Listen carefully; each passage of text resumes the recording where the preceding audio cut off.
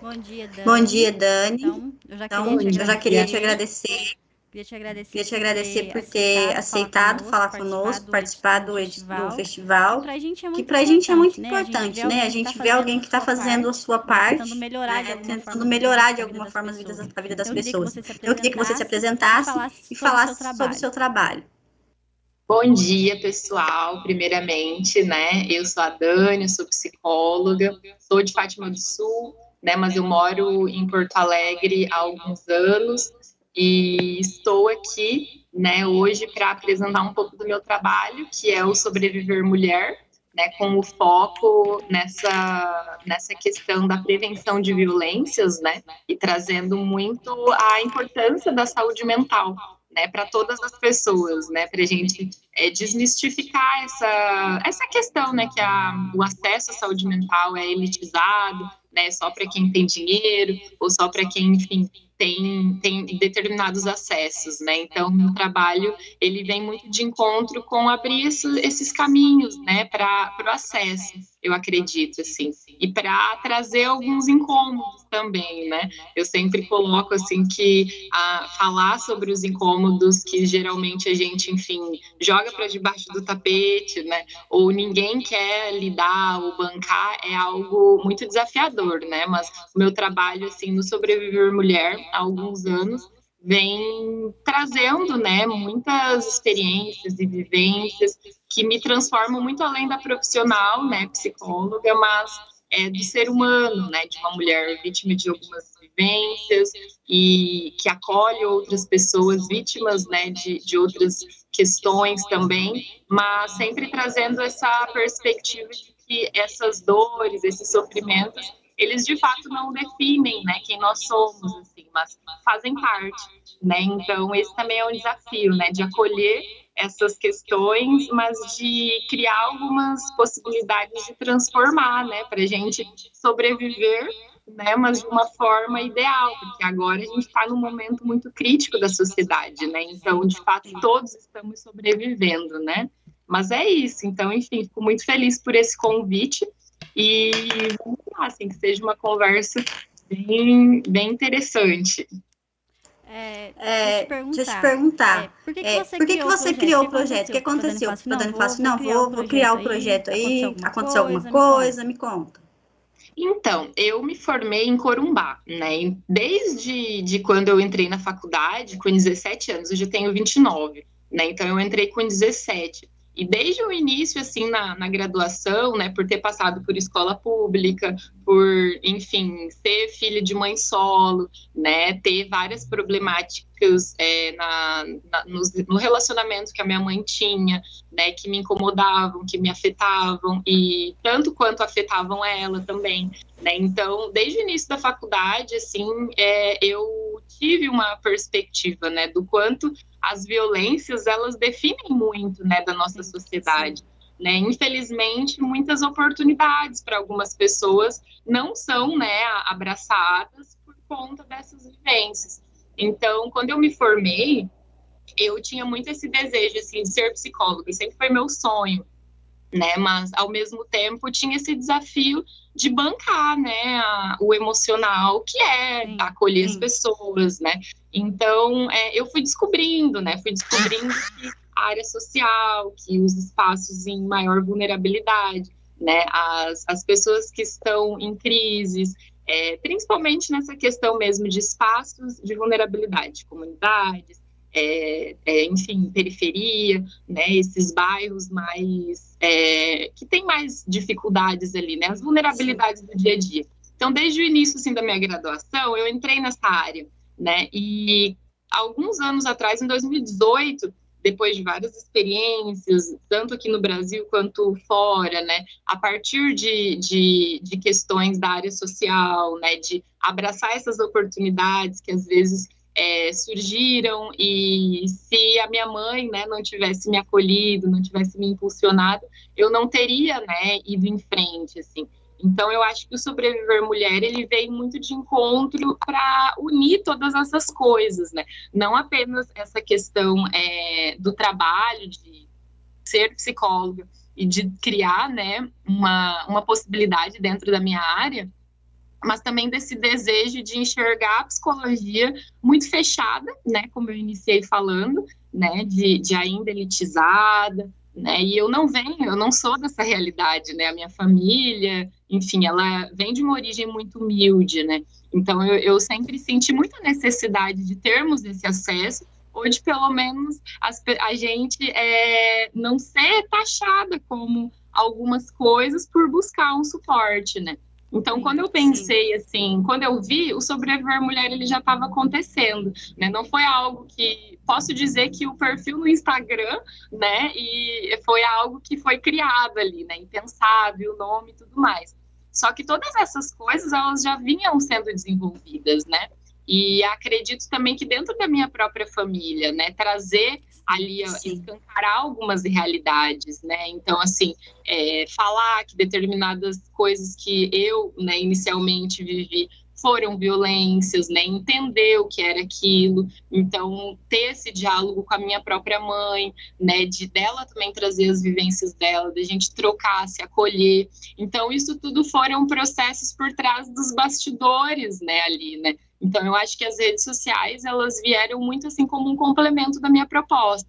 E as redes sociais, eu digo mesmo porque antes eu iniciei com palestras, com curso de capacitação, com, enfim, reuniões ali nas escolas, em equipes, né? Mas, inicialmente, nunca foi pela temática de prevenção de violências, né? Eu sinto que agora estou, né, tendo a coragem de falar que esse é o meu trabalho, mas eu sempre coloquei ali por trás também, né, porque é uma exposição, né, então eu acho que a gente precisa trabalhar muito internamente as nossas demandas para ter coragem, para, enfim, visualizar também que são duas vivências, né, é o meu trabalho e a minha vida. Então, assim, agora estou conseguindo trazer mais dados do meu trabalho que não se vinculam só com as minhas questões pessoais, né, de vivências dolorosas e da minha família. Mas isso tudo foi difícil, né, porque é aquilo, a gente vê, assim, a gente naturaliza, né, algumas relações que não são saudáveis, e eu acredito que trazer isso à tona num diálogo para nossa família é um grande desafio, né? Porque, na verdade, a gente aprende a esconder ali, né? Ou a negar algumas coisas, né? Nesse ambiente. Só que, ao mesmo tempo, depois que eu consegui trazer essas questões, a gente consegue, de fato, colocar no nosso trabalho, né? Então, é aquilo, às vezes a gente fala, né? Eu sou psicóloga, e na minha família algumas pessoas fazem terapia, né? E daí algumas falam, a Dani é psicóloga, mas ela não pode atender a gente, né? E eu sempre brinco, santo de casa não faz milagre. Mas eu brinco também que, ao mesmo tempo, desse lugar do Sobreviver Mulher, eu levo algumas reflexões que eu acho que são até milagrosas, assim, em algumas situações, né? Porque aquilo, a gente se acolhe, né, enquanto mulher, enquanto vivência.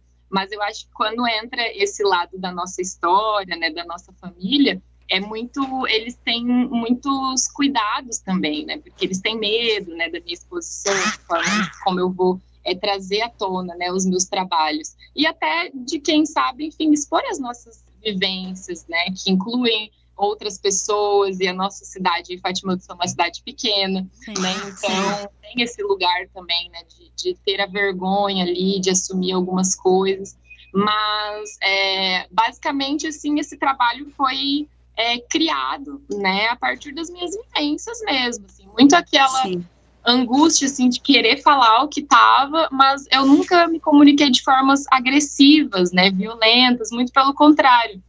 Eu sempre tive uma comunicação muito calma, né, e eu acredito que essa linguagem, né, no meu trabalho ajude também para falar de um tema tão pesado, né, então é aquilo, assim, acho que cada área da sociedade é necessário alguém, né, se impor para escancarar algumas realidades e buscar soluções, né? Então, eu sei que a violência, ela é algo, né, da humanidade, não é o meu trabalho que vai acabar com ela, mas na minha vida pessoal, né, o meu trabalho me transformou. Então, agora estou aprendendo a como, né, ajudar outras pessoas a se transformarem e melhorarem também. Né? E tem surtido efeitos, né? Como eu disse, não é ali diretamente falando das violências, né? Mas eu acho que o fundo da saúde mental me traz essa possibilidade de detalhar ali, né, em algum momento, trazer que as violências, elas refletem, né, nas nossas dificuldades também. Sim. E normalmente E normalmente as pessoas que vivem essa violência têm vergonha de externar, vergonha de falar, não querem que ninguém saiba. Porque muito se acha até culpada, né? Por estar sendo agredida. Sim, isso aqui a gente, né, quando eu coloco essa questão das violências, são várias delas, né, são todos os tipos, então aqui a gente pode pensar mais, quando a gente fala violência, é algo que eu tô vendo, né, o físico, enfim, machucado, né, mas na verdade não, tem a questão da violência psicológica, né, que é a que inicia dentro das nossas casas, né, na nossa infância, enfim, e a gente vai naturalizando. E ela leva para todas as outras, sim, né? Porque aí entra o desafio, né? Que às vezes a gente coloca, mas você está vindo falar que é culpa da minha família, né? Ou então que, enfim, que não me educou bem, ou não é sobre isso, né? São vários fatores, na verdade. Eu acho que a gente precisa trazer esse entendimento. Mas quando eu coloco a saúde mental e o autocuidado, né, vinculado a uma prevenção de violências, não é para escancarar todas as coisas que você sofreu, né? Mas é muito pelo contrário, é para você assumir, né, que fizeram algo contigo, né, independentemente se você é homem, se você é mulher, né, não é sobre isso, meu trabalho ele é sobreviver mulher, mas eu converso com todo mundo, né, então eu acho que, mas não é sobre escancarar e movimentar essa dor, né, mas é para mostrar que a gente tem um sofrimento que precisa ser trabalhado e que na maioria das vezes, né, se a gente coloca ele por debaixo, né, do tapete, ele vem em outros sintomas, né? Seja naquela dorzinha nas costas, naquela dorzinha de cabeça, né? Naquele conflito ali no nosso local de trabalho, né? Ou às vezes, enfim, em uma coisa mais grave, né? Então, assim, acho que a gente naturalizar que a gente vive há séculos numa sociedade que uma das engrenagens, né, são as violências, é o primeiro passo, né? E eu acho que, enfim, a gente às vezes vai falar sobre isso e mexe com a gente, porque muitas vezes não assumimos, né, que aquela situação ali foi algo, né, que mobilizou isso, ou também a gente não quer assumir que a gente foi violento ou agressivo com alguém, né? Então, eu atendo homens na clínica agora que, de fato, né, são homens agressores. E esse é o maior desafio da minha vida, né, porque, enfim, é estar desse outro lado, mas eu me dei conta em algum momento do meu trabalho que se a gente não atua junto, né, com essas pessoas, porque não são só homens, né, que são agressores, mas a maioria, sim, né, tem que chega até nós, né, tem uma delimitação ali do perfil, né, e às vezes a gente quer uma resposta ali pronta, né, ou imediata, ou enfim,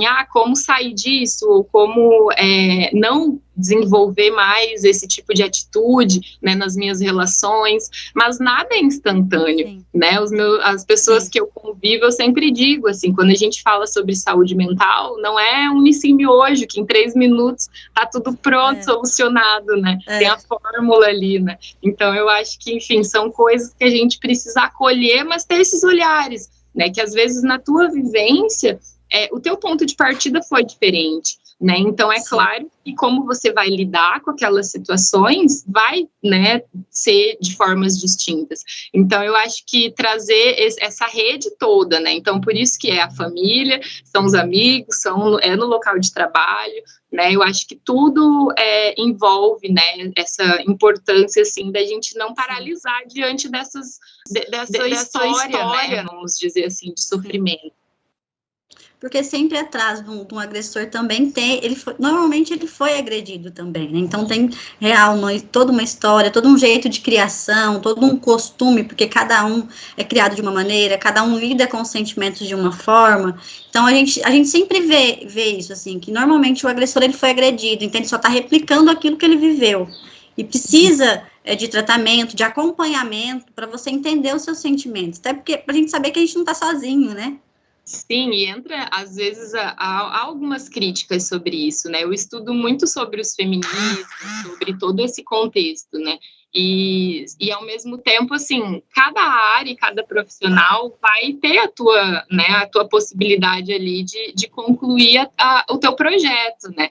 E no meu projeto, assim, de trabalho, eu sinto que se eu não trabalhar os dois, né, tanto a vítima quanto esse agressor, a gente não vai desenvolver, né? Já é lento o processo, né? E assim, ao mesmo tempo a gente precisa trazer complementando, porque senão essa mulher ela vai, né, se empoderar, vai, enfim, e de algum modo aquilo em algum momento ela vai gerar um conflito nela, porque não são todos os homens que têm essa consciência, né, que trabalham as suas emoções, que reconhecem as violências que já sofreram e o quanto eles reproduzem isso nas relações, né? E não é difícil, assim, aprender sobre isso, né? Acho que a gente precisa estar aberto para, de fato, falar algumas verdades que não são tão acolhedoras, assim, né? De se reconhecer,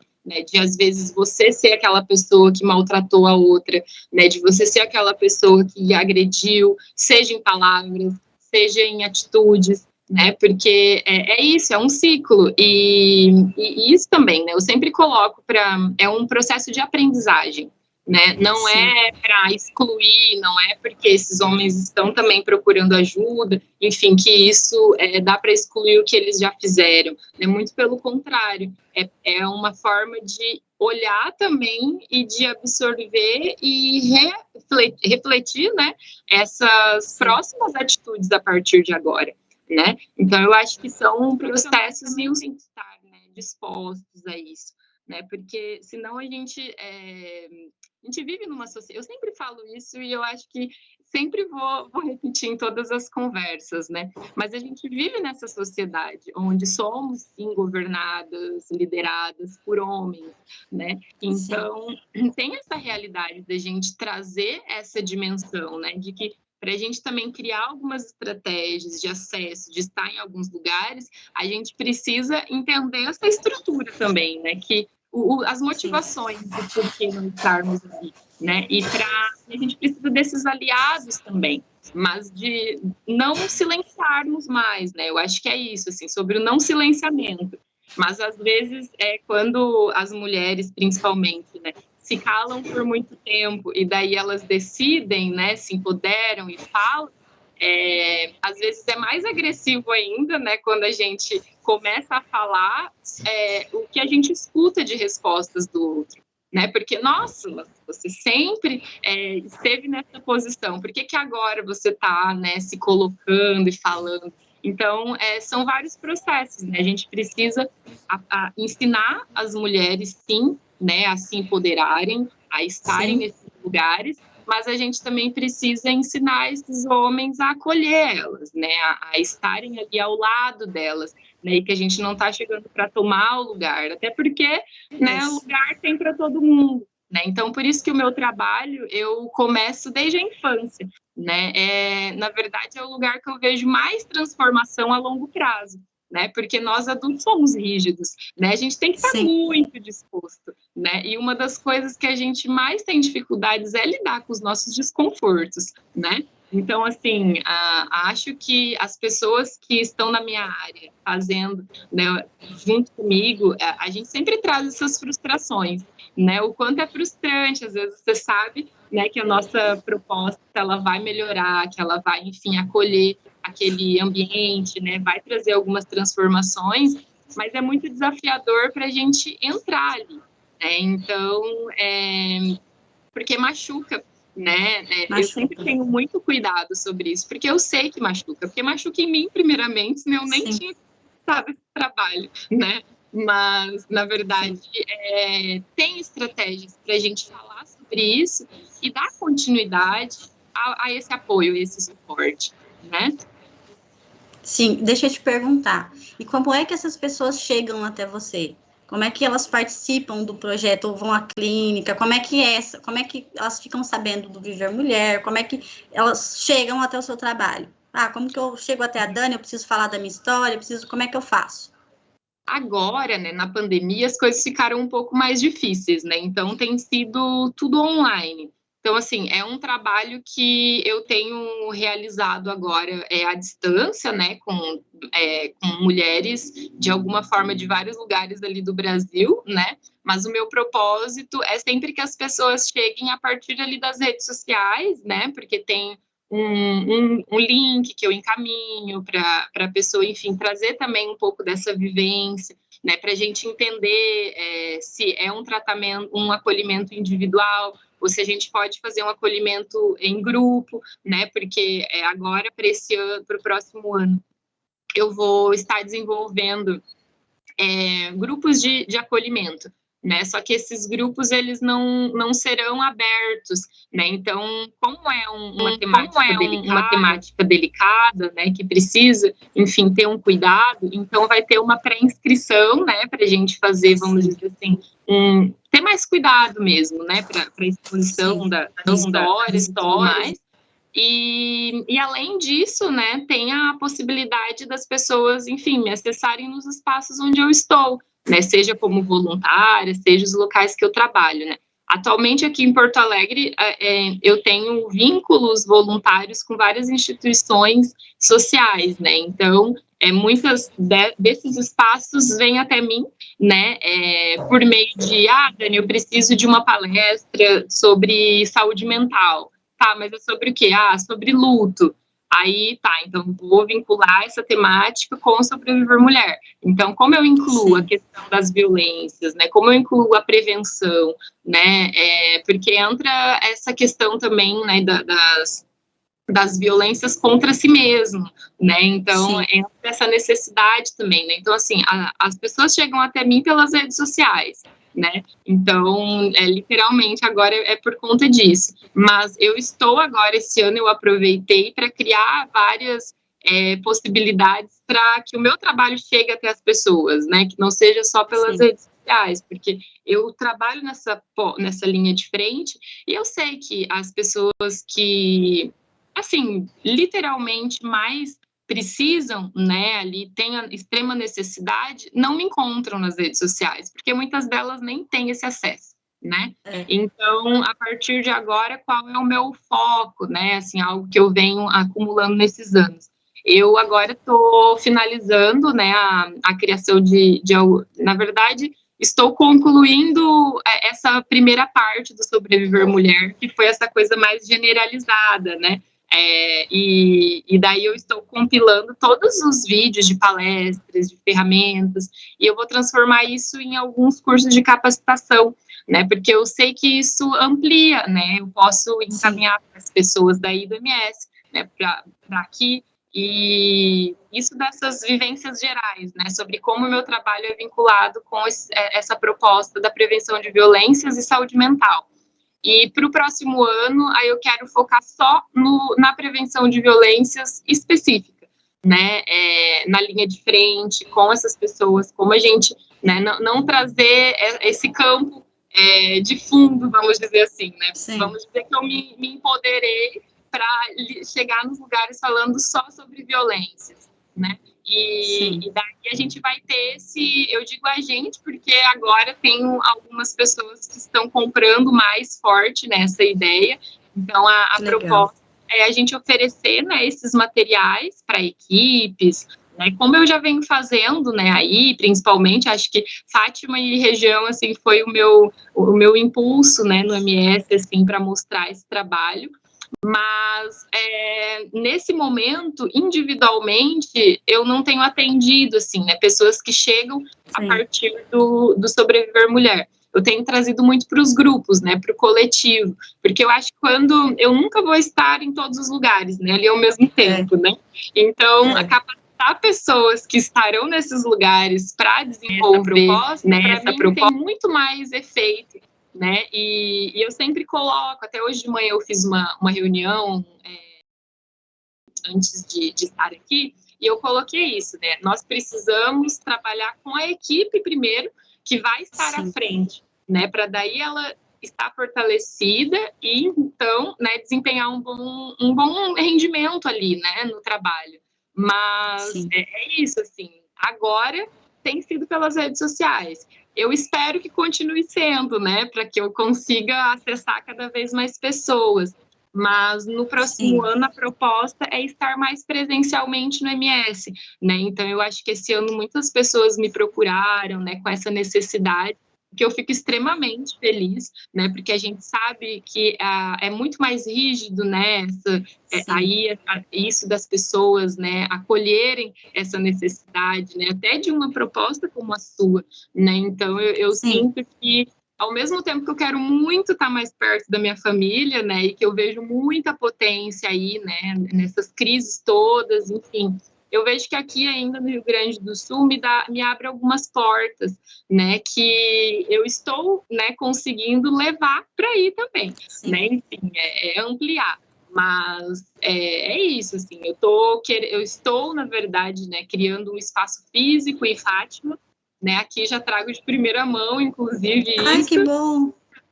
Sim, para ser a primeira sede do Sobreviver Mulher, assim, no Brasil.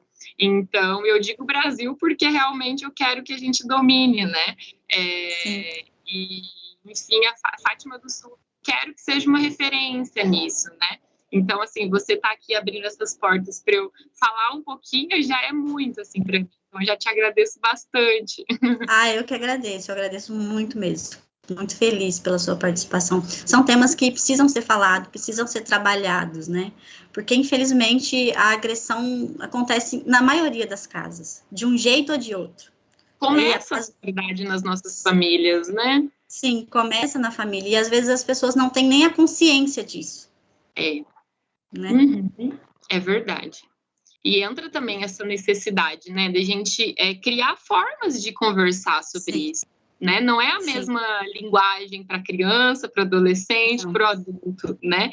E, ao mesmo tempo, às vezes até é mais fácil você ter uma comunicação sobre isso com crianças do que, de fato, com os adultos, né? Porque é aquilo, nós adultos, a gente às vezes tem essa frustração na gente, né? Poxa, agora eu entendi. Tudo que eu vivi era violência, né? E o que eu vou fazer agora, né? Então, assim, entra essa angústia, né? E às vezes o não assumir é mais fácil, né, para bancar, só que na verdade não, né, a gente precisa se acolher, e não é sobre aquilo de entender aquilo e ir lá naquela pessoa que te fez sofrer isso e jogar tudo nela, né, mas é o não reproduzir nas suas relações mais próximas, porque na maioria das vezes essa pessoa, né, se for uma pessoa, né, da tua convivência, ou que já esteve, às vezes ela nem tá mais ali, né, sendo aquela figura, mas na maioria das vezes uma situação, um momento, ele marca a tua vida inteira,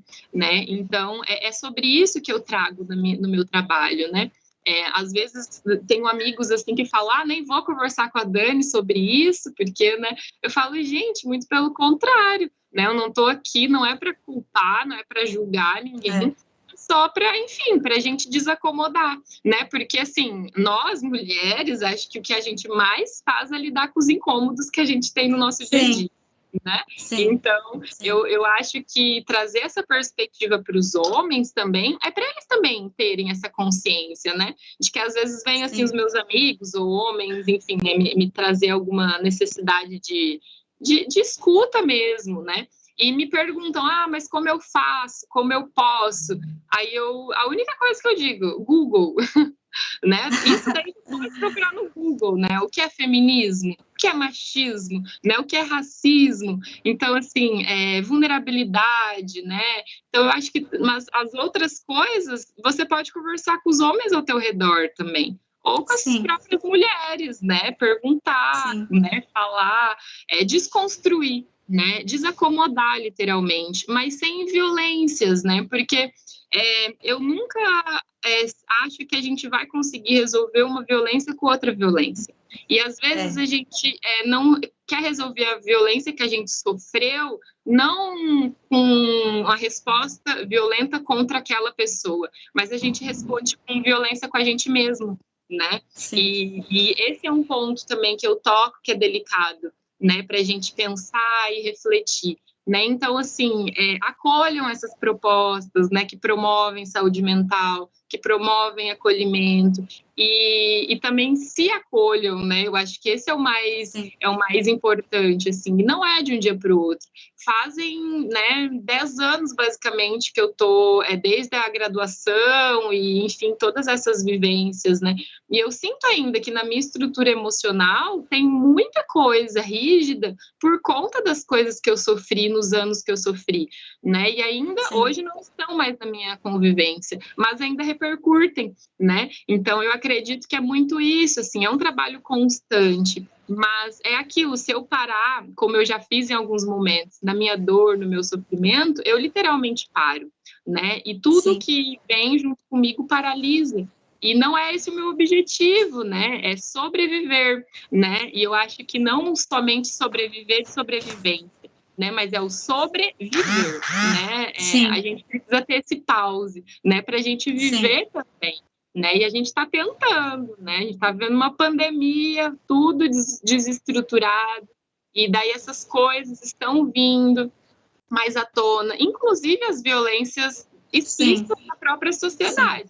Né? A falta de acesso, né, a coisas básicas, né, de saúde, de educação, de todas as outras questões, né? Isso gera violências, isso por si só é uma violência contra, né, a nossa Constituição ali. Então, são coisas, o meu trabalho ele não é político, né, não é partidário, mas ele tem sim, né, esse olhar, porque a gente precisa falar dos nossos direitos, né, e na maioria das vezes do não acesso a ele, né, e do porquê disso, né, então assim, acho que às vezes na nossa região, né, as minhas falas, as coisas que eu trago podem ser um pouco chocantes, né, como eu já ouvi, assim, algumas palavras, mas eu nunca me senti tão acolhida em qualquer outra região, assim, principalmente pelos homens que me escutam, olha só que interessante, né, porque eles geralmente são os que vêm, me chamam de cantinho, me perguntam, né, que assumem, é isso, eu tenho vontade de chorar, então tá normal, né, e isso faz o meu trabalho ter muito mais sentido, né, e é interessante, porque aí quem me chama são os homens adultos, né, nas palestras, nas escolas, e aqui quando eu vou nos espaços são as crianças. E aqui os meninos, eles me chamam geralmente com essa fala, o meu pai faz tal coisa com a minha mãe, eu não quero fazer igual. Então, assim, ou então, como eu faço para tirar minha mãe dessa vida, né? Então, são vivências e falas que são impactantes. Então, assim, eu penso, o que faz esse menino que tem essa fala, né, chegar lá naquele homem adulto que é um agressor? Né? Então, são coisas que estou tentando, né, preencher várias lacunas, assim. E eu digo isso, assim, né, com muita angústia, né, de que eu não queria que o meu trabalho existisse, né? Mas, ao mesmo tempo, é necessário, né? E cada vez ter mais pessoas que veem sentido me fazem acreditar que mais pessoas sofreram violências e mais pessoas estão assumindo isso para si mesmas, né? E querem alguém ali que fale sobre isso, mas não romantize isso, né? Porque não dá para romantizar, né? Não é bonitinho, não é, enfim, legal, né? Enfim, então são coisas que a gente precisa trazer, mas é aquilo também,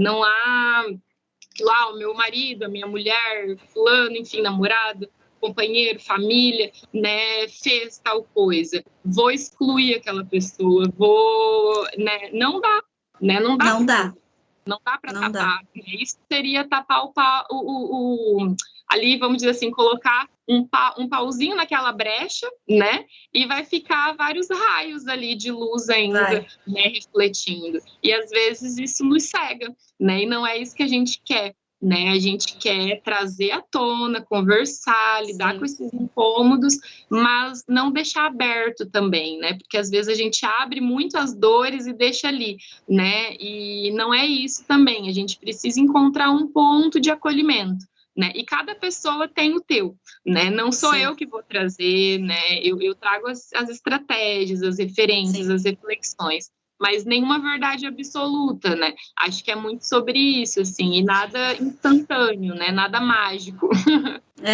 Não é um pó de pirlim-pim-pim, vamos dizer assim, que resolve, né?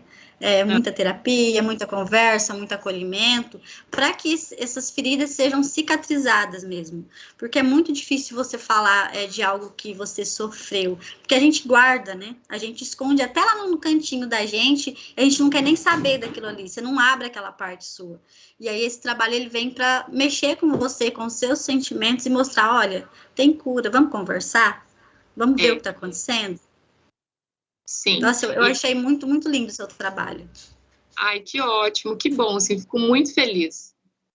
Que bom. E assim, você disse, né, que vai abrir um espaço aqui em Fátima do Sul. Para quando aí?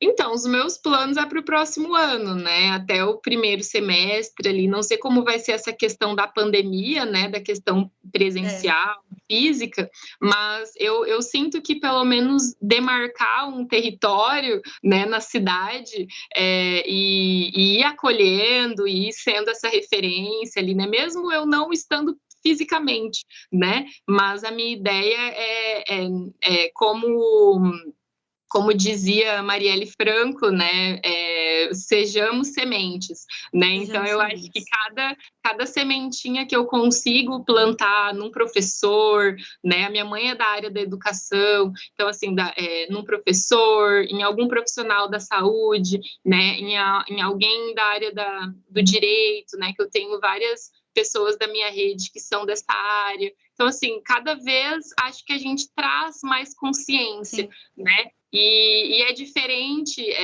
eu estar em outro estado, né? Às vezes as pessoas falam, mas tá lá longe, não sei o quê. Mas, na verdade, tudo que eu desenvolvo aqui, eu levo para aí também, né? Então, eu acho que vai ser a conclusão, assim, né?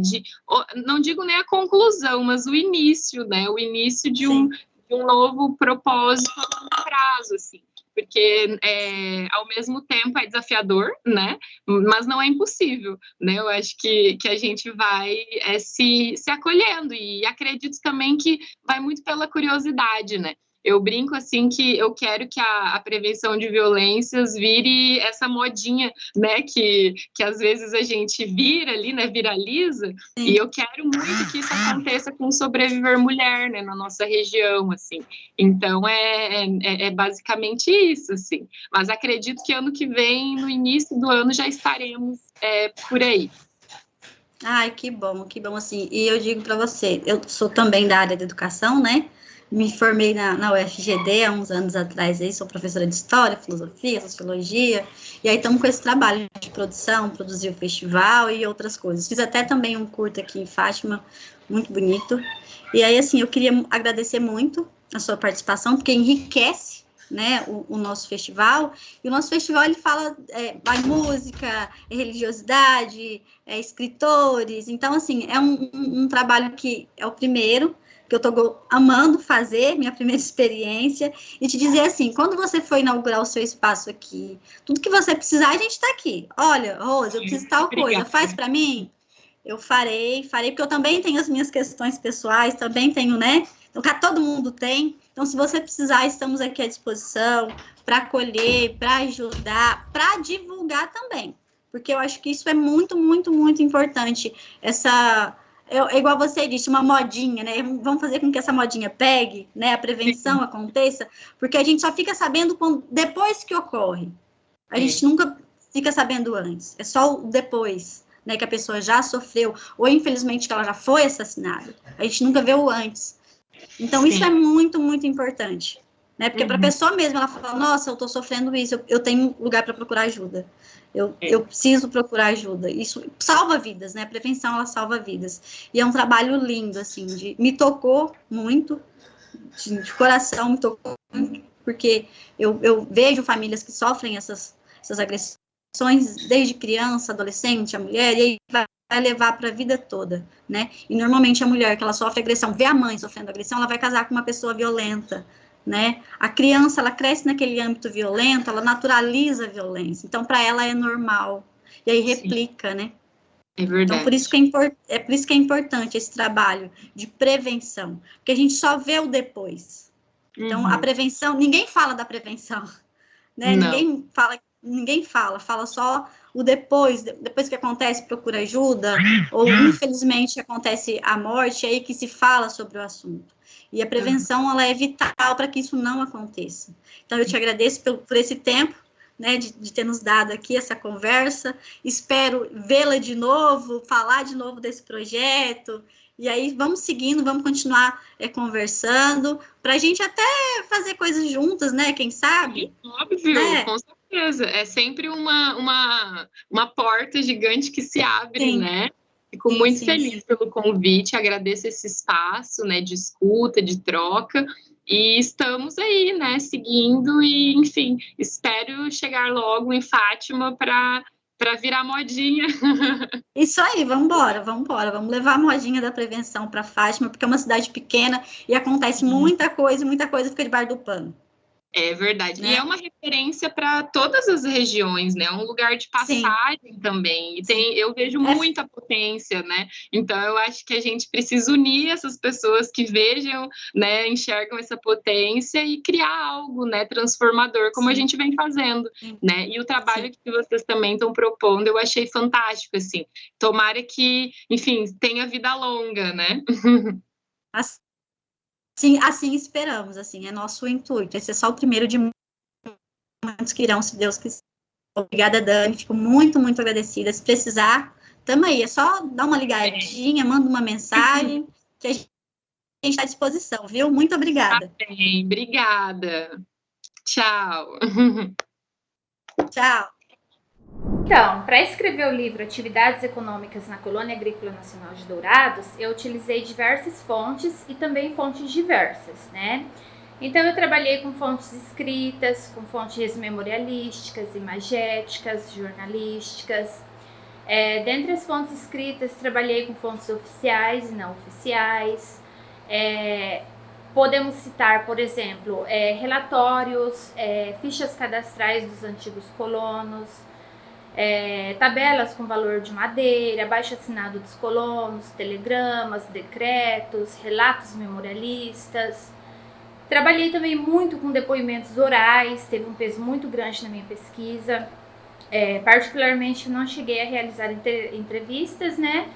Mas eu trabalhei com depoimentos orais coletados por outros pesquisadores. No caso, o professor Newton Ponciano, ele me ajudou muito nesse sentido, porque para fazer a dissertação e a tese dele, ele entrevistou muitos colonos e ele fez entrevistas abertas, onde os antigos colonos discorriam sobre sua vida aqui na antiga colônia, né?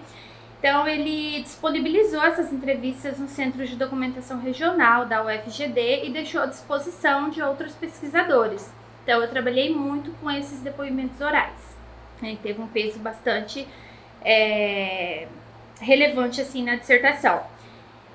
Aí, assim, só uma ressalva que nenhuma nem outra fonte tem maior legitimidade, mas todas elas se complementam, né? Então, todas elas foram, assim, muito importantes para a realização dessa pesquisa. Com relação ao tema, a Cande é a menina dos nossos olhos, né? Então, quando eu iniciei a pesquisa científica, eu escolhi a Cande primeiro para poder conhecer um pouco mais sobre a história, porque é a nossa história, a história da região.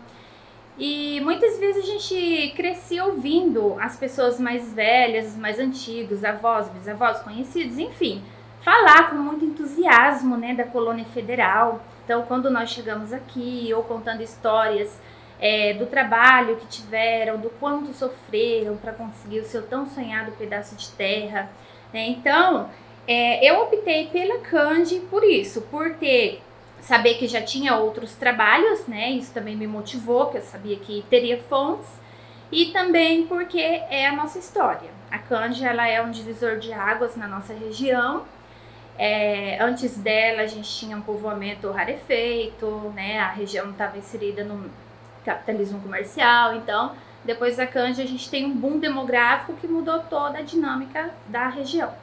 Hoje, se a gente for ver a nossa cidade, os municípios no entorno, como Jataí, Glória de Dourados, Deodápolis, né, são todos frutos direto da colônia agrícola, né? Então, foi basicamente isso.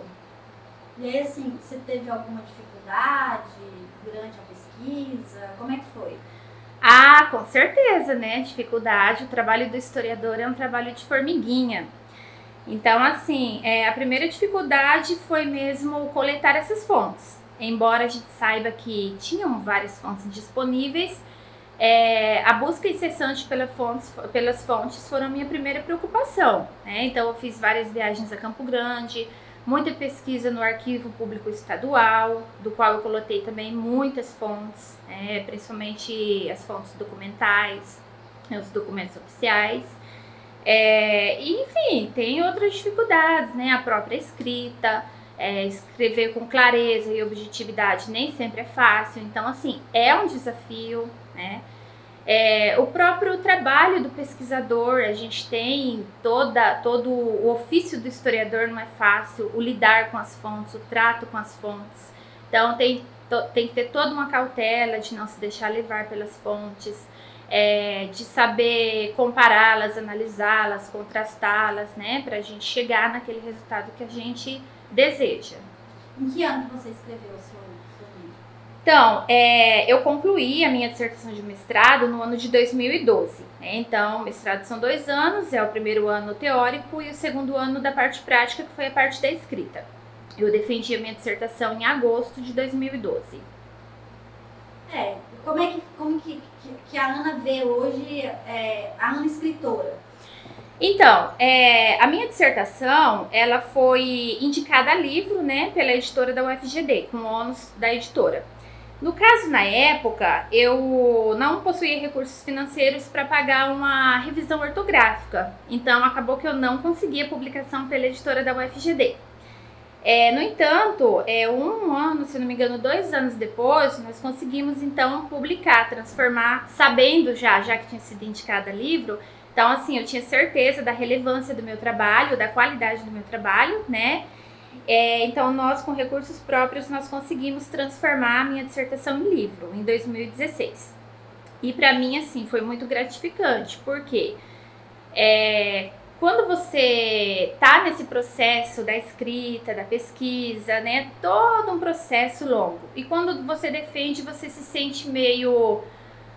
Puxa, é como ter gestado um filho e ele tivesse ganhado a maioridade e te abandonado, né? Então você acaba sentindo uma inquietação muito grande. Não diria um vazio, mas uma inquietação muito grande, né? Então você pensa, tudo se resumiu agora a um título, a minha dissertação vai ficar numa prateleira de universidade e um ou outro de vez em quando vai ter acesso, né? Então, transformando em livro, a pesquisa, o assunto, né, acaba se tornando mais acessível ao público geral. Então, assim, para mim foi muito gratificante transformar o meu trabalho em livro, muito relevante, e até porque ele está acessível, inclusive nas escolas que eu trabalho, né, que nós doamos um exemplar para cada uma das escolas daqui de Fátima do Sul. Então, assim, muito gratificante ter esse trabalho acessível ao público, o né? O intuito é esse, né? Passar a informação e que a informação chegue. A gente não quer que o seu livro fique guardado. Então, assim, a informação precisa ser passada. Isso. Embora a Cândia ela tenha sido assim muito abordada por vários autores da região, a minha pesquisa, a originalidade dela está na problemática, porque eu faço uma abordagem econômica e social. Então eu vou abordar temas pouco trabalhados, como por exemplo a exploração da madeira. Eu vou trabalhar bastante especificamente a agricultura, então o tipo de agricultura que esses colonos desenvolveram. Então eu vou falar sobre os conceitos da agricultura de subsistência, da agricultura comercial. Eu vou mostrar assim as dificuldades mesmo que eles tiveram até formar as primeiras roças, né? No caso da agricultura comercial, o que travou essa agricultura de alavancar nos primeiros anos, né? A dificuldade de escoamento, falta de estrada, de transportes. Então, o meu foco era em questões, assim, ainda pouco trabalhadas, né? Exploração da madeira mesmo, eu tive mais dificuldades em encontrar referências teóricas, porque ainda era algo pouco abordado. Era novo, né? Novo, isso. Eu lembro que em uma das minhas leituras eu vi que teve uma época que não tinha transporte para os grãos e os moradores colheram e tiveram que jogar fora, porque não tinha como carregar. Isso, então assim, a ideia da Cande como uma colônia agrícola era que ela se desenvolvesse, fosse desenvolvida ali a agricultura comercial, né, nos pequenos lotes. No entanto, a gente sabe que assim, embora tenha tido teoricamente toda a promessa de uma assistência, esses colonos, eles, principalmente os da segunda zona, eles ficaram praticamente abandonados pelo governo, pela administração, né? Então, eles tiveram que colonizar por conta própria, demarcar seus lotes por conta própria. E quando eles começaram a investir, que as lavouras começaram a dar frutos, né, que começou a ter um excedente que podia ser comercializado, aí eles se esbarraram na dificuldade de escoamento, porque não tinha como, o principal mercado consumidor dessa produção, tanto dos gêneros de subsistência, como arroz, o feijão, como dos gêneros comerciais, como o algodão, o café, o amendoim, era o interior de São Paulo. Mas, dependendo era praticamente impossível, antes da década de 60, escoar essa produção, né, pela falta de estradas. Então, isso foi melhorar mesmo a partir da década de 60. Eu acho que até no museu que eu vi, né, falando sobre isso e as reclamações que eles tinham, né, porque realmente eles ficaram abandonados. Sim. Né? Tanto que invadiram o lado de casa. Sim. Colonizaram por conta própria, por conta né? própria, porque o governo e a colônia... O governo não deu conta. Não deu conta, muita gente, isso, né? E na verdade a Cande, ela foi só mais uma, porque na época foram 6 colônias projetadas em todo o Brasil, né?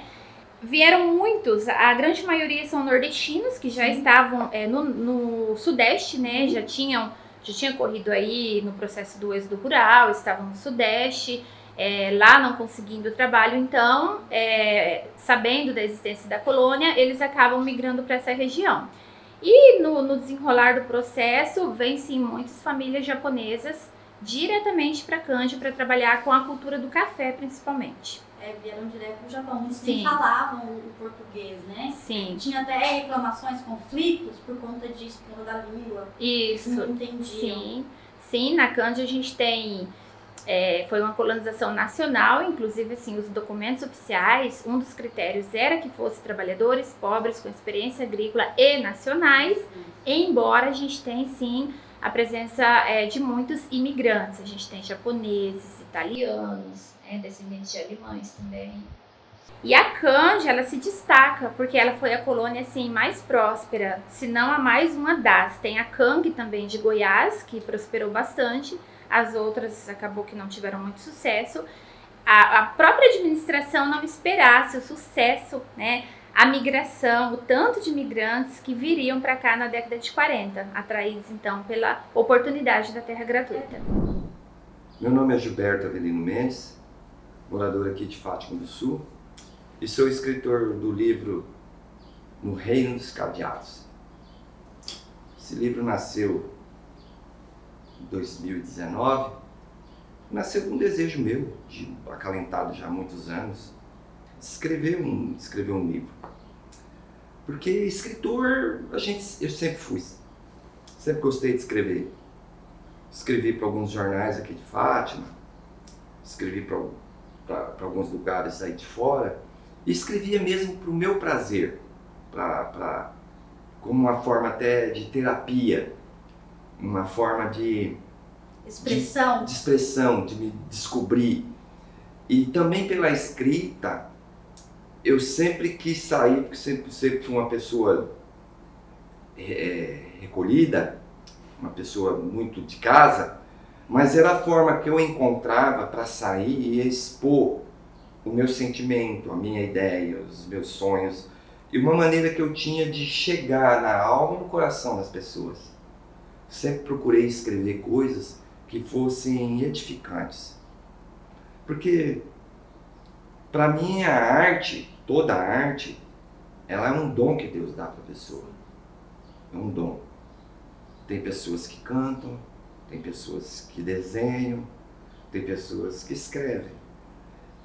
E para mim, eu usar um dom que Deus me deu, porque eu não paguei, não estudei para ser escritor, eu não tive nada material, que senão os feedbacks, você ler e ter o retorno das pessoas. Ah, eu achei isso daquele texto, eu pensei aquilo sobre aquele texto, você devia fazer aquilo naquele texto. Esses feedbacks, eles me ajudaram a ir moldando o escritor que chegou aqui nesse livro. Então, voltando ao primeiro pensamento, eu acredito que a pessoa que recebeu esse dom, seja ele qual for na arte, ele deve usar isso para impactar, para influenciar as pessoas e para o bem. Para mim, isso é uma coisa íntima. É completamente proibida eu usar a minha arte, e não vou entrar no mérito dela se é boa ou ruim, não importa, mas é a minha. É a minha arte. Para usar ela para atentar contra o indivíduo ou contra outras pessoas. Porque é um dom que Deus dá. E a arte, para mim, é uma maneira de se expressar mesmo, uma expressão. Eu vejo Deus na arte das pessoas. Porque a arte mostra o melhor de todos nós. A cultura mostra de todos nós. A cultura nos diferencia. A cultura nos diferencia. E esse livro, então, vem disso, é um fruto disso. Eu estou no sistema penitenciário já há 17 anos, entrei, e como entrei como escritor e tenho o olhar de cronista. E o cronista, ele vive do cotidiano, das pequenas coisas do cotidiano. O cronista, ele busca as coisas nas prateleiras do cotidiano. É interessante o olhar que o cronista tem. E é muito mais interessante você colocar um cronista naquele ambiente em que eu vivo, que é o meu trabalho, dentro da maior cadeia da região centro-oeste, onde vivem, até pouco tempo atrás, 2.800 almas reclusas. Você vê o paradoxo disso? Fazer uma pequena digressão aqui, uma coisa. Você entra uma pessoa que ama a arte, que ama a poesia, que ama escrever, que ama a leitura, e coloca dentro de um ambiente onde está enclausurado um mal. Como é que sobrevive num ambiente desse? Uma das formas que eu encontrei foi escrevendo, olhando, vendo, captando as histórias, meditando, refletindo sobre elas e tentando aprender com elas. E acredito que, pelo que os feedbacks que eu consegui colher com o livro, que eu queria justamente que as pessoas conhecessem esse ambiente, mas sem sofrer com a violência e com o sadismo e com as coisas que são inerentes àquele ambiente. Eu queria apresentar o sistema penitenciário, uma grande cadeia, o ambiente, a rotina de uma grande cadeia, todos aqueles milhares de sofrimentos, sem que as pessoas sofressem com ele. Aí eu apresentei ele de uma forma lírica, porque antes de ser cronista eu já fui poeta. Aí eu apresentei de uma forma bastante lírica, bastante. Algumas pessoas não gostaram. Isso aí, minha amiga, nem Jesus Cristo agradou todo mundo. Mas a maioria entendeu a proposta do projeto. A maioria entendeu a proposta do projeto. E ficaram em êxtase, por exemplo. Um advogado me falou, olha, eu já comprei uns 10 livros teus para dar para minhas amigas, porque parece que eu estava andando no corredor. Eu conheci a sua vida, eu conheci como é que ela até disse assim, esses meninos aí sofrem através da coisa, e eu não tive assim nenhum momento não vou falar uma palavra pesada, enojamento,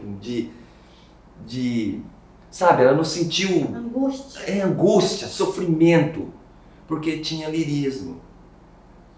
Eu procurei passar a realidade fria, cruel, nua, de uma forma bastante isenta, não pelo olhar do policial, porque teve muito... Eu não vendi livros para custodiados, para reclusos, para internos.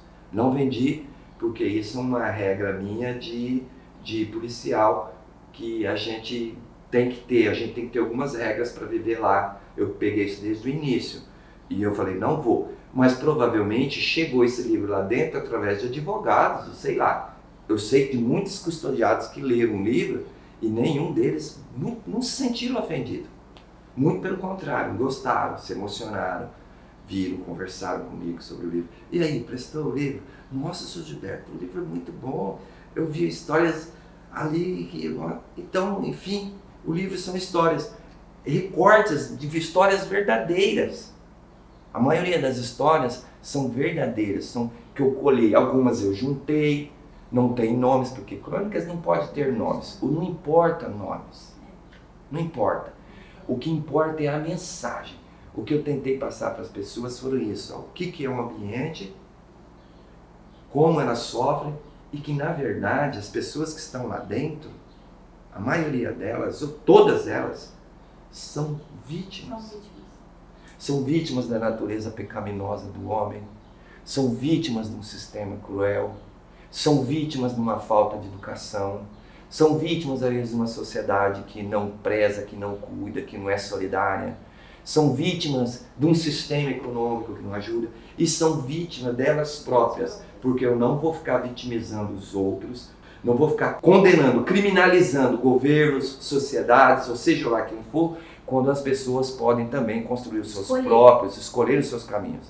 Então, a grande maioria, ainda que se pese essas questões, elas escolheram os seus caminhos. Eu escrevi aqui num texto, sabe, minha amiga?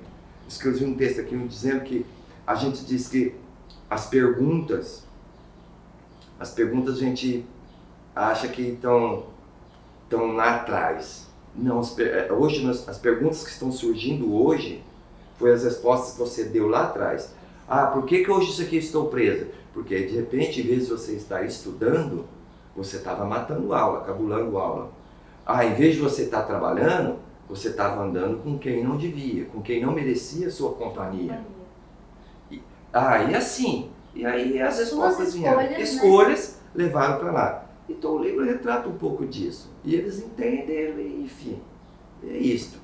Aí o livro nasceu disso. Procurei uma editora, porque eu queria um livro assim, bem trabalhado. Eu encontrei bem corrigido, bem formatado, queria um livro assim, bem diagramado.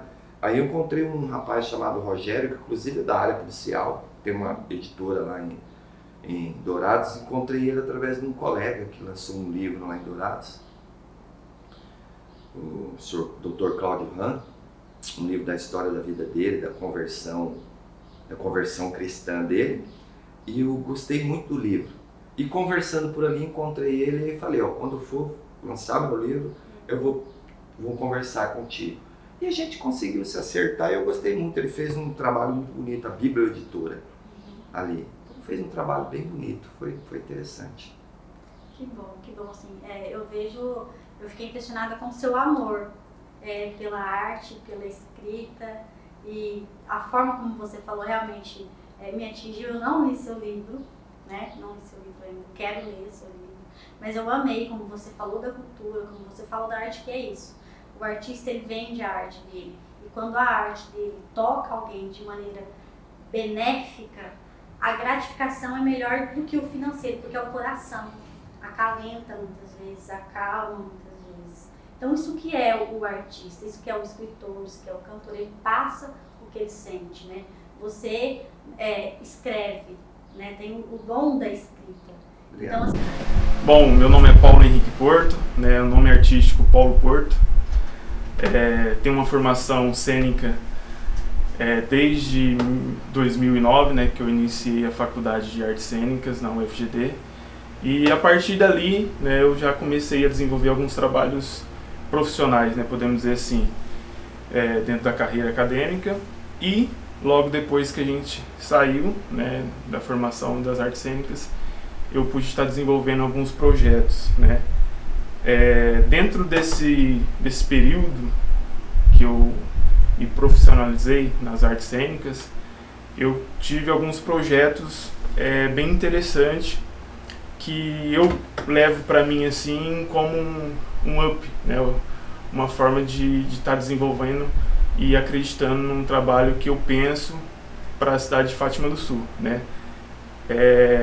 Especificamente tem um carinho muito grande pelo teatro, né? Assim como a formação ela desenvolveu durante esse caminho, mas também tem um olhar para a dança, né? Para a música, para o cinema, que eu gosto bastante e quero me aperfeiçoar cada vez mais.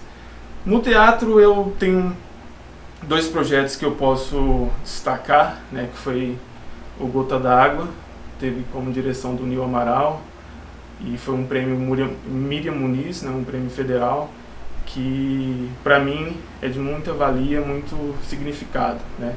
E aí logo depois a gente teve um projeto também do FIC, que é Cultura em Movimento, onde a gente desenvolveu oficinas aqui na cidade de Fátima do Sul, Jataí, Vicentina, e também o Toada, né, que também foi um projeto do FIC.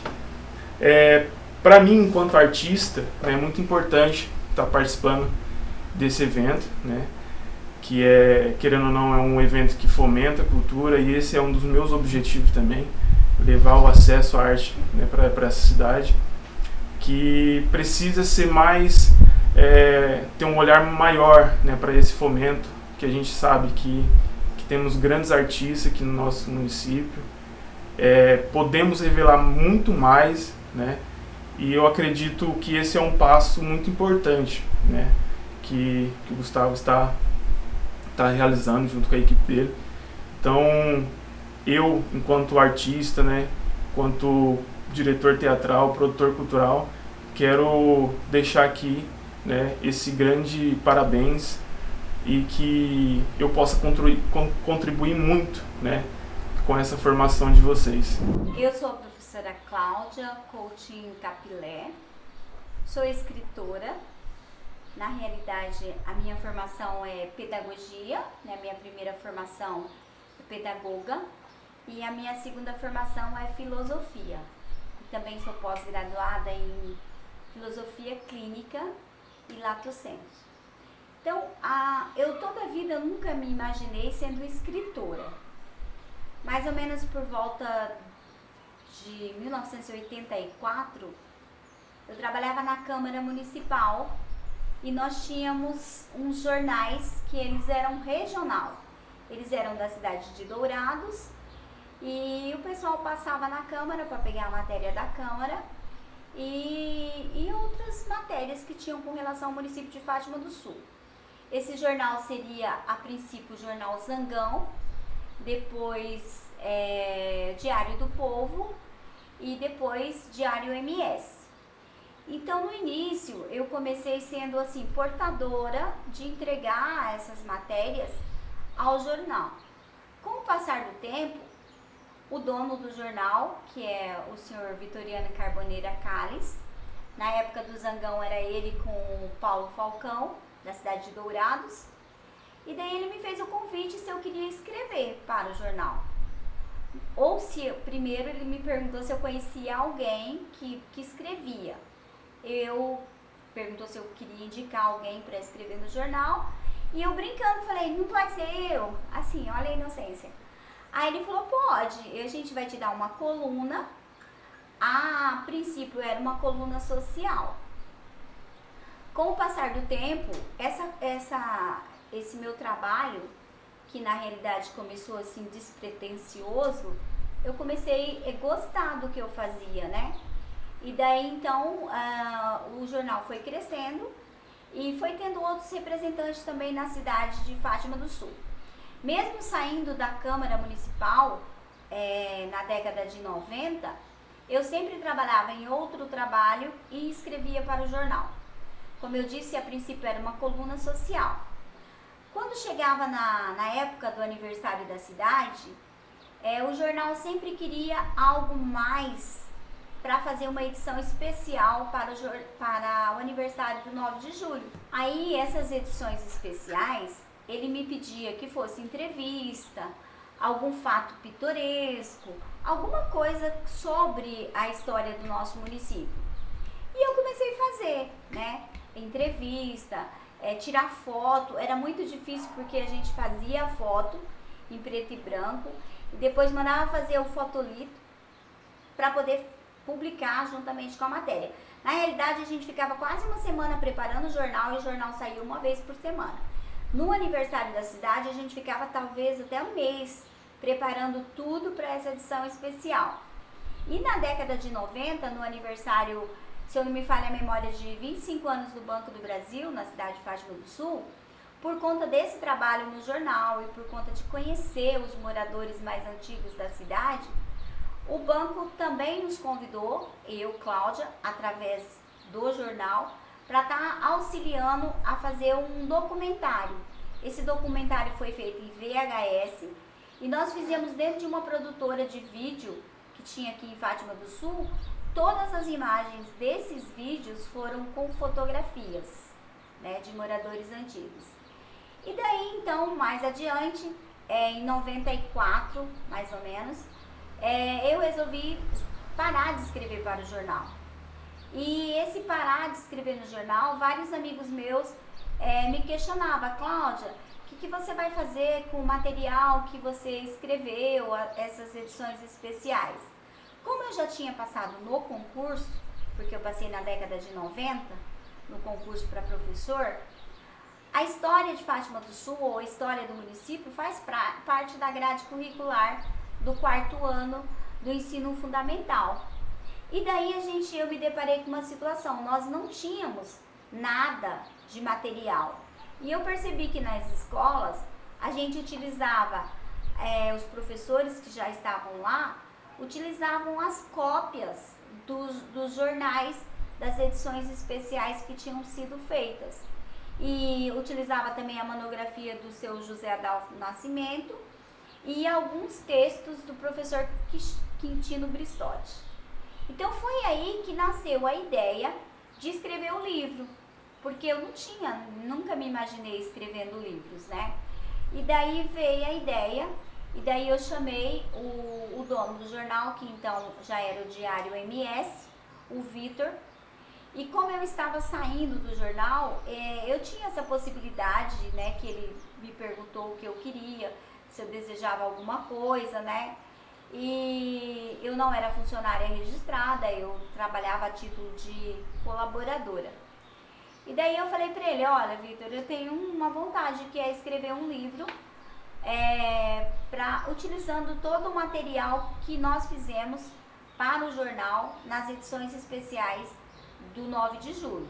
Lembrando que praticamente todas essas matérias, eu iniciava a pesquisa e os redatores do jornal, é claro, juntamente com seu proprietário, que terminava esse texto, mas eu que pesquisava, eu que buscava as fontes, as fotografias, fazia os registros do meu jeito. E daí ele concordou, ele falou: beleza, então você termina o que você tem que terminar, junta o material que você tem que juntar, e o jornal vai patrocinar essa publicação desse material. A princípio eu achei assim que ia ser uma coisa bem simplesinha também, tipo assim, um catálogo. Não imaginava que seria este livro tão lindo aqui. Aí, conforme eu ia fazendo, eu ia passando para ele. Nós demoramos mais ou menos uns 4 meses para finalizar. E daí eu busquei essas fotos da capa aqui, elas pertencem ao IBRA, né? Ao Antônio Alves dos Santos. E daí eu pensei como fazer esse livro.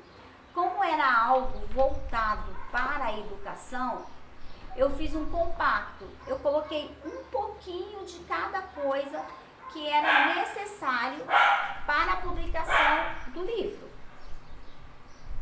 Por exemplo, eu coloquei no início sobre a fundação, sobre a criação, eu coloquei sobre a parte geográfica, eu coloquei sobre a economia, eu coloquei sobre a política, eu coloquei a parte de legislação, que foi a parte mais demorada para esse livro. Por quê? Porque eu fui buscar na prefeitura, fui buscar na Câmara e muitas coisas não estavam lá. Por exemplo, a lei que criava o município de Fátima do Sul. Eu vim conseguir uma transcrição do estado de Mato Grosso, né, que foi solicitado lá em Cuiabá, e a cópia foi colocada aqui. Então, muitos documentos eu consegui e posteriormente eu repassei tanto para a prefeitura da época e tanto para a Câmara Municipal, porque nós não tínhamos um lugar especificamente catalogado com relação a isso daqui. Aí, no fim, quando eu já tinha anexado todas essas coisas, eu valorizei um primeiro livro que era do seu Antônio, né? Antônio Araújo, que ele tinha feito em 77, um livrinho parecido com um cordel. Eu aproveitei algumas coisas desse livro e foi justamente desse cordelzinho que tinha as informações mais significativas com relação à balsa, que foi o último material que nós fizemos aqui, né? E também, partindo daí, então, eu escolhi alguns pioneiros, porque não tem como, se eu disser que é fácil, você colocar todos, é praticamente impossível, porque geralmente a gente lembra daquelas pessoas que estão mais próximas a você, a sua família, ao teu círculo de amizade, né? Então, muitas pessoas me cobraram, faltou fulano, faltou aquela outra pessoa. Mas esse livro, ele não era uma bibliografia, né? Ele não é. Ele era um material que era voltado para o ensino do 4º ano do ensino fundamental. Então, eu coloquei um pouquinho de cada coisa, da parte cultural. Então, alguns nomes foram citados, outros eu falei um pouquinho mais, porque isso demora muitos anos, porque a história, ela é inacabada. A cada momento, a gente surge um fato novo, você tem que reescrever o que você escreveu, né? Então, pela data que o livro foi lançado, que foi 1999, né? Ele foi, assim, bastante audacioso para a época, diante dessa época aqui, estava recém iniciando os computadores, foi feita pesquisa à mão, datilografada. Eu tive que pagar para uma pessoa digitalizar para mim, e mesmo assim o jornal, na pessoa do Vitor, que praticamente digitou, fez a correção de todo o material. Então, para mim, assim, uma das coisas mais difíceis desse livro foi com relação a isso, que a gente nunca vai contemplar todo mundo, eu tenho certeza, não é injustiça, é que a história ela é muito abrangente, entendeu? E aquelas pessoas que não tinham famílias, que não tinha ninguém, que não está sendo lembrado em momento nenhum, né? Eu procurei falar de todas as igrejas, eu procurei falar da parte social, enfim, esse livro, ele é um pouquinho, ele é assim, como se fosse uma bússolazinha, é assim que eu vejo o meu livro. Então, ele tem o norte para que outras, assim como vocês que estão fazendo esse trabalho, partam do meu livro. Eu fico muito feliz, depois de 20 anos, a cada ano vem um universitário, vem um jovem até mim, falando, olha, eu vi esse assunto no seu livro e eu estou fazendo um trabalho com relação a isso. Por exemplo, outra coisa que foi muito criticado com relação a esse livro foi com relação à parte ambiental. Mas naquela época, naquele período, era o que vinha para colonizar. Ou desmatava ou não colonizava. Então a gente sabe que naquele momento, nesse período histórico, era assim que funcionava.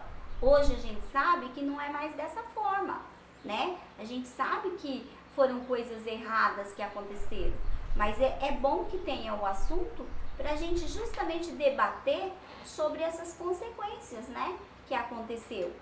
E aí então eu escolhi algumas pessoas, né?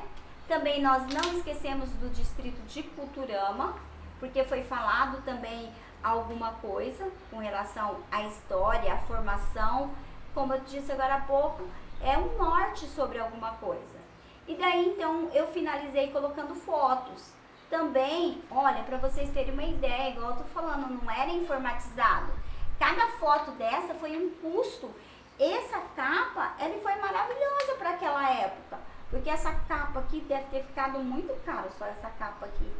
Porque era uma coisa muito moderna para aquele tempo, né? Hoje seria mais fácil, que seria tudo digital. E uma coisa que eu não gostaria de deixar de fora, que eu comentei até agora há pouco, é uma das coisas mais maravilhosas que eu ganhei com esse livro. Eu não ganhei dinheiro. A gente ganha status, né? Mas assim, dinheiro não se ganha, pelo menos até comigo não ganhou, sendo escritora.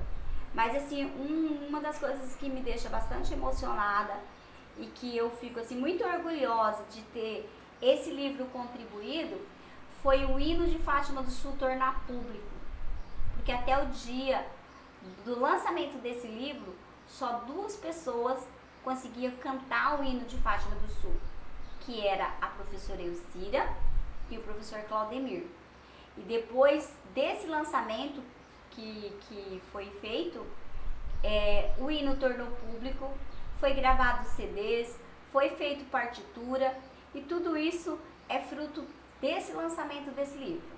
Então, assim, eu me sinto bastante orgulhosa de ser um trabalho simples e de depois, posteriormente, eu ter conseguido fazer outras coisas com esse material, né? Que depois, anos depois, nós colaboramos também com o documentário de 50 anos da paróquia, fora esse documentário do Banco do Brasil, que foi na década de 90, os 25 anos do Banco do Brasil, os 50 anos da paróquia, e um projeto que ainda está inacabado, meu, juntamente com o professor Wagner, que é um projeto que eu desenvolvi no 4º ano, com esse material aqui, sobre as ruas de Fátima do Sul, que é a história contada nas ruas. Então, eu e o Wagner já estamos há 5 anos, está terminado por conta de patrocínio, infelizmente. Isso deixa a gente assim, muito triste, né? Mas a pesquisa está 80% terminada. Por que 80%? Porque depois que nós começamos esse trabalho, outras ruas mudaram de nome, outras ruas foram criadas. Então, as ruas que tinham até o início do projeto, a maior parte das pessoas, das famílias já foram pesquisadas e todo o material já está digitalizado. Então, nossa intenção é fazer um site, né, que você vai lá, digita o nome da rua e vai te levar um link que vai dizer quem foi essa pessoa, né? No caso meu, eu moro na rua Salatiel Barros Cavalcante. Então, quem foi seu Salatiel, o que ele fazia e uma foto dessa pessoa. Então, é um sonho, é um desejo, né, que nós temos de finalizar esse trabalho do dicionário de rua, que nada mais é do que um filhinho desse livro aqui. Então, assim, eu me sinto muito orgulhosa por todo esse trabalho e me sinto, assim, realizada, né, de ter feito esse trabalho de uma forma simples, mas que contribui muito para a educação de Fátima do Sul. E a gente agradece muito a sua colaboração, é uma honra mesmo a gente ter pessoas assim na cidade que são dispostas a fazer, dispostas a mostrar para o pessoal daqui, que aqui tem cultura, aqui tem Cláudia, aqui tem Gilberto, aqui tem Wagner, Ana, tem muita gente boa aqui. Então eu sou muito agradecida por você ter dito sim para o nosso festival, de estar participando do nosso festival e mostrar o seu trabalho. Muito obrigada mesmo. Obrigada, eu que agradeço. E nós temos assim, não dá para enumerar, mas nós temos em todas as áreas muitos talentos, muitos talentos. Nós temos na música, na arte, na pintura, escritores. Nós temos, se eu não me falha a memória, escritores mais de 20, né? Nós temos muita gente que se destaca, e isso é muito bom. Então, que venha mais festivais como este, não só para mostrar as pessoas que já fizeram, mas a que estão fazendo como vocês, e que quem sabe, né, no futuro a gente possa ouvir, igual o Wagner foi meu aluno, né? A gente possa ouvir de outras pessoas, olha, eu fiz tal coisa porque eu me senti assim motivado pelo seu trabalho. Então, o meu livro ele foi o primeiro, mas eu fico muito feliz quando surge cada vez mais pessoas talentosas. E Fátima do Sul, como diz o hino, é um celeiro de fartura, não só na agricultura, mas como na cultura também. Isso. Nossa, maravilhoso. Olá, meu nome é Edson Aparecido Barros, vim de São Paulo capital para cá em 93. Aqui é a minha casa, amo essa cidade.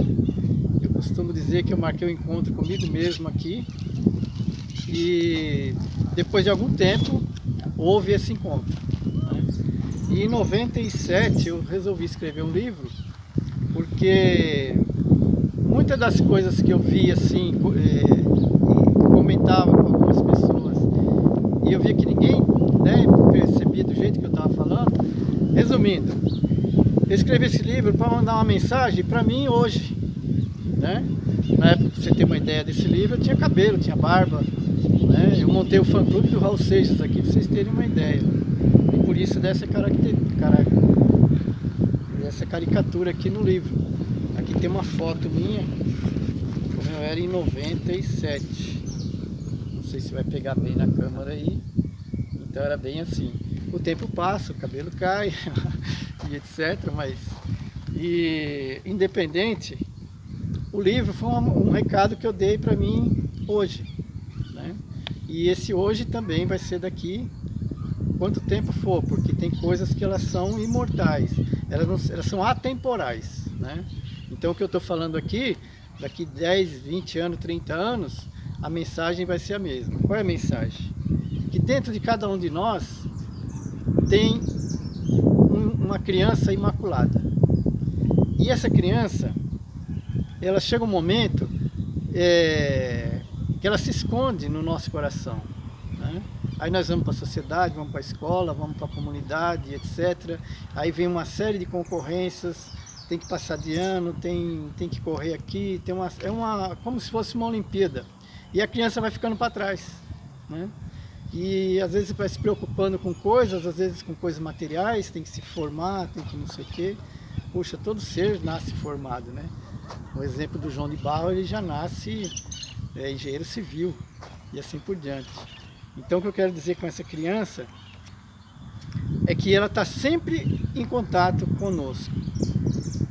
A diferença é que às vezes nós não estamos em contato com ela. Uma das poesias que eu escrevi aqui chama Lágrimas que Falam. O que é essa poesia Lágrima que Fala? É justamente aquela pessoa diante do espelho, sai uma lágrima e não sabe de onde veio essa lágrima. E na realidade essa lágrima é a criança querendo se comunicar. Que a linguagem dessa criança que eu falo não é uma linguagem verbal, né? É a linguagem que você tem que fechar os olhos para ver e você tem que tampar os ouvidos para ouvir, né? E essa criança, ela está sempre querendo conversar com você, brincar com você. E como eu dizia, nessa corrida, né, das idades que vai passando, né, das conquistas e etc., a criança vai ficando para trás. Então chegou para mim, depois de algum tempo, isso aconteceu em 2011 para 2012, onde eu parei e de repente a criança me alcançou, né?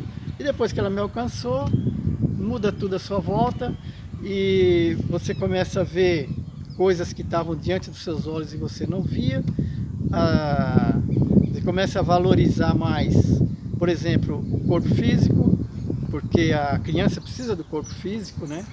Então não é só mais você trocar de carro, trocar de celular, você comprar uma casa e etc. Não, é primeiro a alimentação, água de qualidade, etc. E eu costumo dizer que o corpo físico é como se fosse uma casa alugada. Cuida bem e você pode morar mais tempo. Então nessa poesia Lágrimas que Fala, essa conversa com essa criança, e eu termino essa poesia com a seguinte frase: será que é que eu procuro tanto? Será que eu estou fazendo ela sofrer? Ou será que ela se emocionou ao me olhar no espelho? Será que sou eu mesmo? Será? Né? Então agora nós estamos em 2021, eu posso olhar para vocês e dizer, não será, é. Sabe? Sempre é. E essa criança é imaculada e ela é atemporal. Então não importa para onde você vai, ela veio com você, ela está com você e ela vai com você. Então cuida bem dela, que você que não existe. Cuida cuidando dela, você vai estar cuidando de você. E se você ama alguém, primeiro ame você. Porque ninguém pode amar o outro sem se amar primeiro. Não é egoísmo isso, é egoísmo no bom sentido. Você tem que estar bem. A melhor coisa que um filho quer ver é o pai e a mãe bem. Então aí já vai, esse que eu estou falando para vocês. A melhor felicidade de um filho é ver o pai e a mãe bem. Hoje eu sou pai, sou avô, então eu sei que eu estando bem, eles vão estar bem também. Eles vão estar felizes por eu estar bem, assim como eu estou feliz por ele estar bem. E parabenizar essa iniciativa de cultura. Falar de Fátima do Sul para mim é chover no molhado, eu amo essa cidade. Até não gosto quando as pessoas começam a falar mal da cidade, porque começa a envolver o nome da cidade com política e não tem nada a ver uma coisa com a outra. Eu acho que no planeta um dos melhores lugares do mundo é Fátima do Sul, não, é onde você está, sabe? Porque ali você está, então ali você pode fazer a diferença. Então essa criança, ela se manifesta em vários lugares. E criança gosta de quê? Gosta de natureza, gosta de sol, gosta de pisar na terra, gosta de água de qualidade e etc.